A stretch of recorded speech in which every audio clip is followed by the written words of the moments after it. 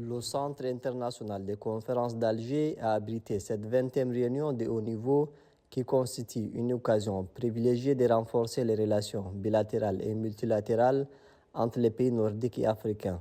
Cette importante rencontre vise à promouvoir la coopération économique, politique et culturelle, ainsi qu'à explorer de nouvelles opportunités de partenariat. L'un des principaux axes de cette rencontre est la mutualisation des expériences et des efforts entre les pays africains et nordiques en matière de paix et de sécurité internationale.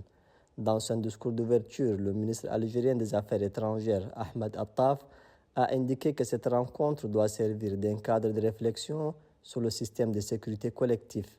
Car selon Ahmed Attaf, il y a une faille dans la sécurité mondiale.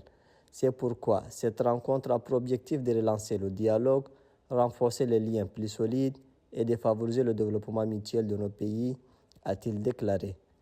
Peu après la cérémonie du lancement des travaux, le ministre d'État, ministre des Affaires étrangères, l'ambassadeur Mohamed Salah Nadif, a co-présidé une table ronde sous le thème Promouvoir la paix et la stabilité en Afrique.